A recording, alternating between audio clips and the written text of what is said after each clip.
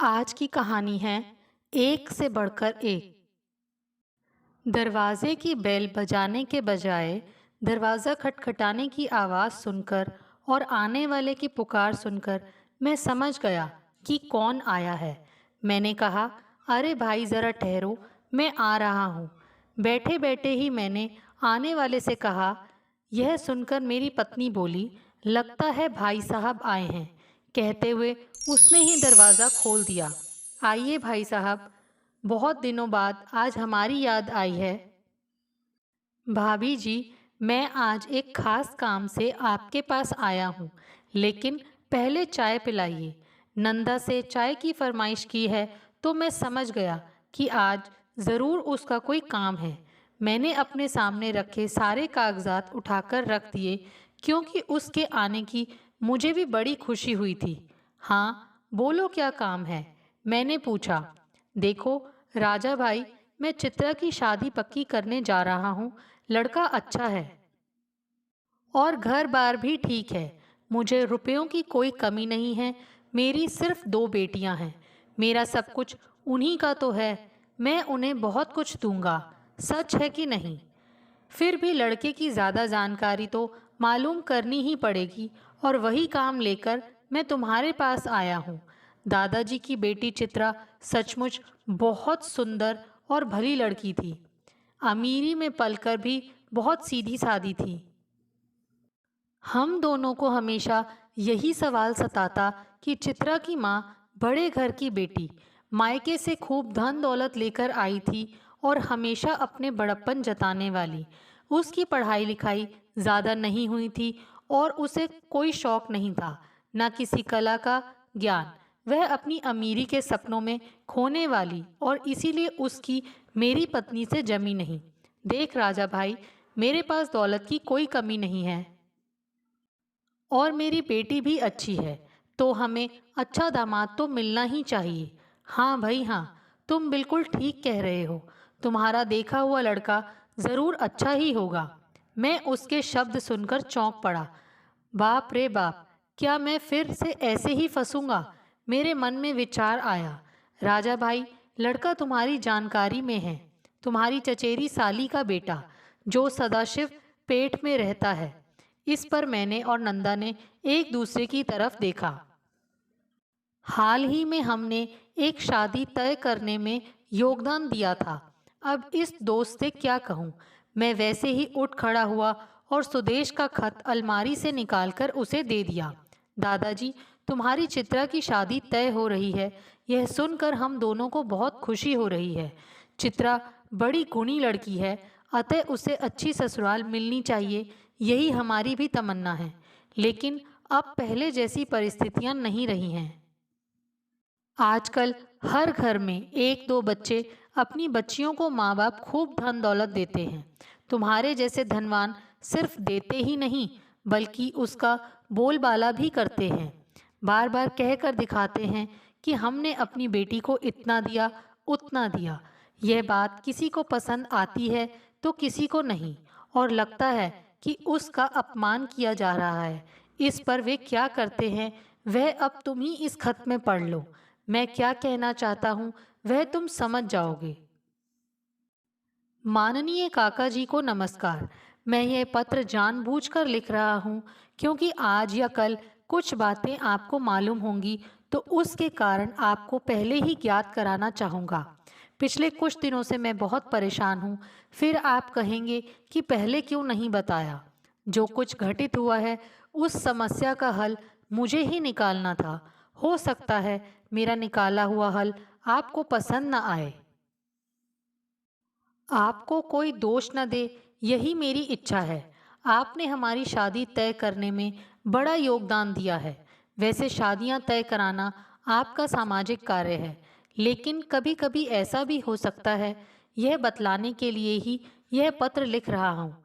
शादी के बाद मैं अपनी पत्नी के साथ उसके मायके जाया करता था, लेकिन हर बार किसी न किसी कारण वहाँ से नाराज होकर ही लौटता था। सासू माँ अक्सर कहती हैं कि आपने जो पैंट पहनी है वह हमने दी थी, वही है ना? हाँ, क्या कभी अपनी पत्नी को कोई साड़ी दिलाई या जो हमने दी थी उसी से काम चलाते हो। फिर अपनी बेटी से पूछती कि बेटी क्या कोई नया गहना बनवाया या नहीं, या गहने भी हमारे दिए हुए ही हैं। गले में अभी तक मामूली मंगलसूत्र ही है, क्या मैं दूं अपने गले का निकाल कर। मैं देख रही थी कि तेरे ससुराल वाले कुछ करते भी हैं या नहीं।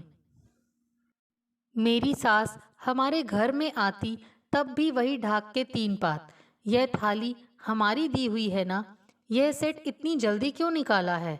वह दूर दूर के रिश्तेदारों को हमारा घर दिखाने लाती और बताती कि बेटी की गृहस्थी के लिए हमने सब कुछ दिया है। सुबह होते ही सास का फ़ोन आता कि क्या तुम अभी तक उठी नहीं हो, आज खाने में क्या बना रही हो, खाना बनाने के लिए नौकरानी क्यों नहीं रख लेती। तुम अपनी सास से कह दो कि मैंने कभी खाना बनाया नहीं है और मेरी माँ को भी इसकी आदत नहीं है। अगर तुम नौकरानी नहीं रख सकती तो मुझे बताओ, मैं एक नौकरानी तुम्हारे लिए भेज दूंगी जो तुम्हारे सारे काम कर लेगी। हमारी नई नई शादी हुई थी, सो अक्सर फिल्म देखने जाते तो फिर बाहर होटल में ही खाना खा लेते, तो कभी शॉपिंग के लिए निकल पड़ते। शुरू शुरू में यह बात मुझे चुभी नहीं। मेरे माता पिता, भैया भाभी, कौन हमें समझाता। माँ तो मेरी बिल्कुल सीधी सादी। उसने देखा कि उसका बेटा, यानी मैं तो पूरा गोबर गणेश, फिर अपनी बीवी को क्या समझाऊंगा। घर में होने वाली कलह से बचने के लिए उसने मेरी अलग गृहस्थी बसाई। हम दोनों को उस पर बहुत गुस्सा आया, लेकिन इससे मेरी आंखें पूरी तरह खुल गई। सिर्फ मीठी मीठी बातें और अच्छे शानदार कपड़े पहनने से पेट तो नहीं भरता। मेरी पत्नी को तो दाल चावल भी बनाना नहीं आता था। पहले जब मैं ससुराल जाता तो मेरी सास बताती कि यह पूरन पूरी नीतू ने ही बनाई है, आज का सारा खाना उसी ने बनाया है। आपको गुलाब जामुन पसंद है ना, वे भी उसी ने बनाए हैं। मेरे घर में माँ और भाभी होने के कारण मेरी पत्नी को क्या क्या बनाना आता है इसका पता ही नहीं चला। उसे पूरन पूरी तो क्या, सादी चपाती भी बनाना नहीं आता था। अगर अपनी माँ से पूछकर कुछ बनाना है तो पूछे कैसे। हमारे घर में फ़ोन ही नहीं था, सब कुछ मुश्किल। हमारे यहाँ फ़ोन नहीं था तो उसके माँ बाप हमेशा घर में आते कहते कि हमेशा बाहर की चीज़ें लाकर खाते रहते। मेरी नाराज़गी दिन ब दिन बढ़ती जा रही थी।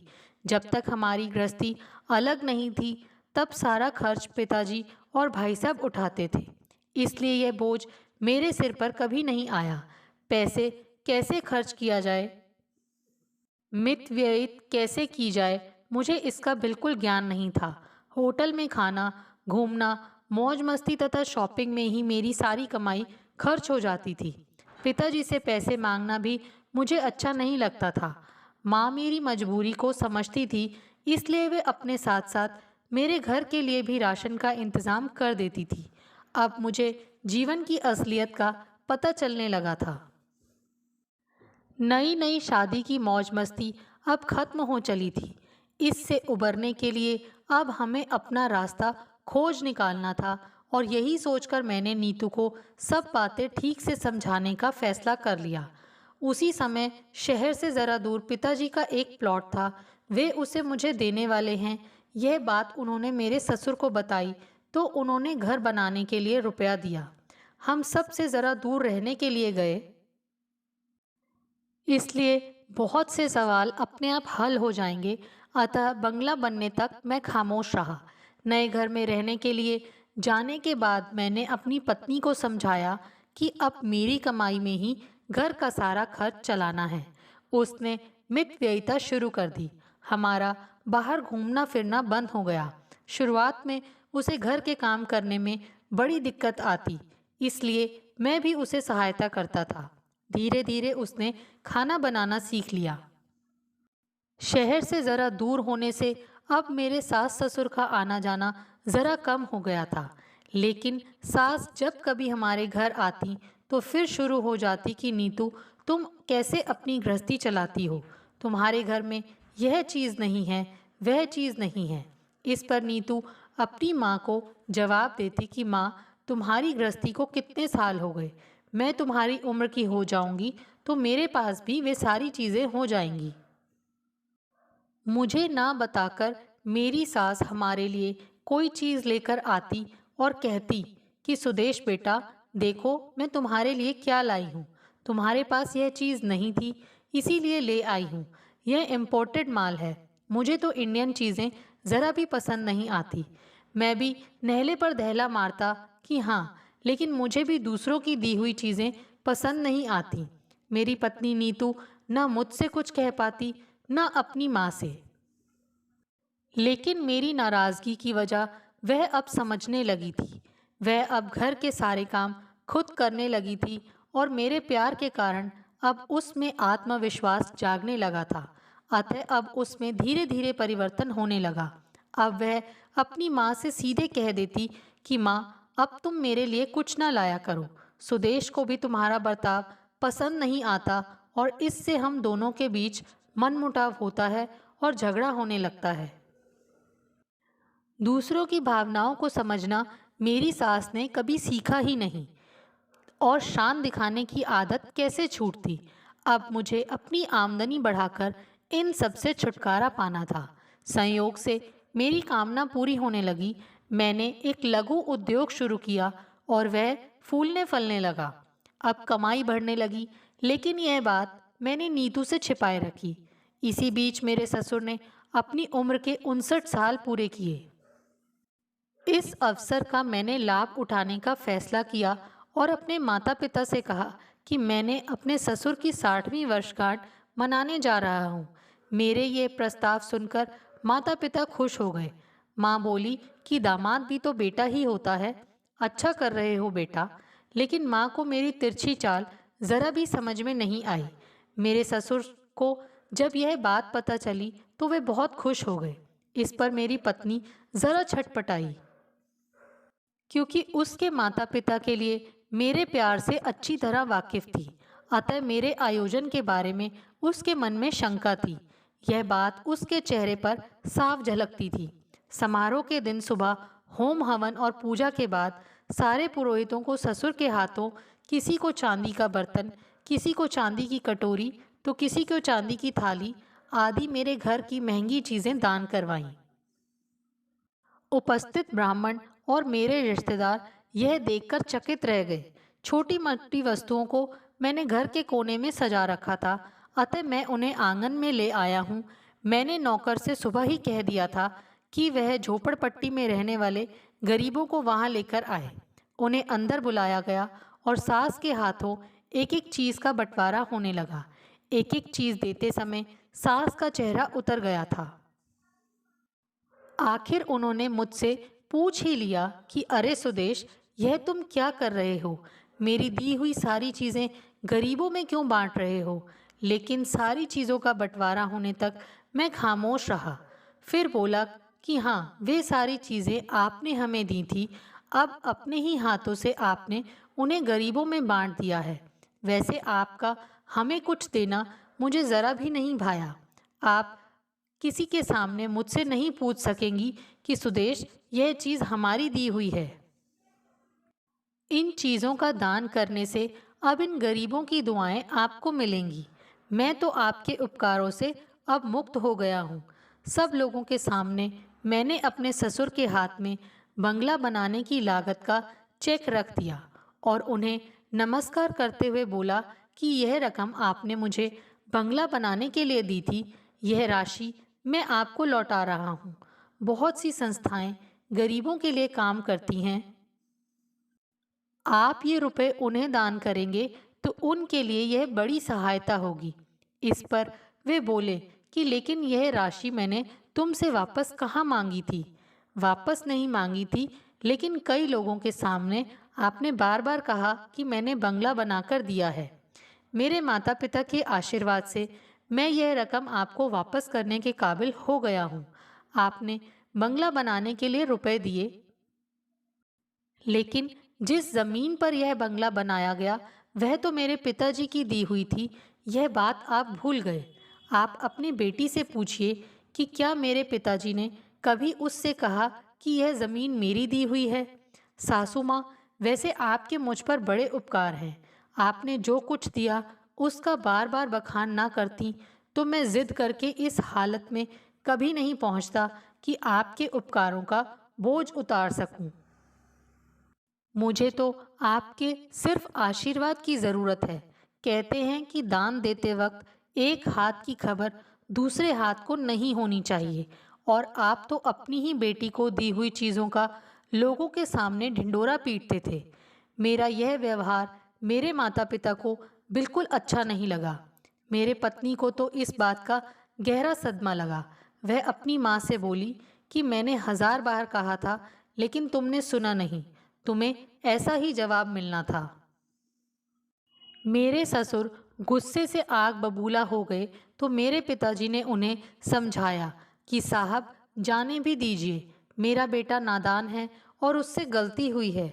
उसकी गलती के लिए मैं आपसे क्षमा याचना करता हूँ। उसे ऐसा बर्ताव नहीं करना चाहिए था। मेरे पिताजी की बात सुनकर मेरे ससुर को पश्चाताप हुआ।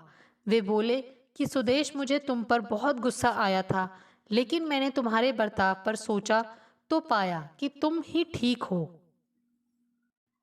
कांटे से कांटा निकालने की कहावत को तुमने चरितार्थ किया है। पैसे से आया घमंड अब खत्म हो गया है। अब तुम हमें माफ कर दो। हमारे कारण तुम्हें काफी सहना पड़ा। काका जी, अब मैं उनका असली दामाद बन गया हूँ। इस पर आप प्रतिक्रिया जरूर लिखिएगा। आपका सुदेश। दादाजी ने पत्र वापस करते हुए कहा, वह बिल्कुल ठीक कह रहा है। देने वाले को भी चाहिए कि वह सुख प्राप्त करने के लिए दे। छोटी छोटी चीजें इकट्ठा करते करते हमने दुख सहे। अब अपने बच्चों को ये सब ना सहना पड़े, इसीलिए वे अपनी बेटी को देते हैं। लेकिन उसमें घमंड की भावना नहीं होनी चाहिए, वरना लेने वाले की भी भावनाओं को ठेस पहुंचना स्वाभाविक है। यह ध्यान में रखना आवश्यक है। अब मेरे हाथ से भी यह ऐसी गलती होने जा रही थी। तुमने यह पत्र पढ़ने का मौका देकर मुझे जगा दिया है। हमारे कारण हमारी बेटी की गृहस्थी में तूफान नहीं उठना चाहिए। तुम मेरी तरफ से सुदेश को धन्यवाद कहना कि उसके कारण और एक ससुर जाग गया है। दोस्तों, आपको हमारी ये कहानी कैसे लगी? प्लीज़ कमेंट्स करके बताइए। Thanks for watching this video.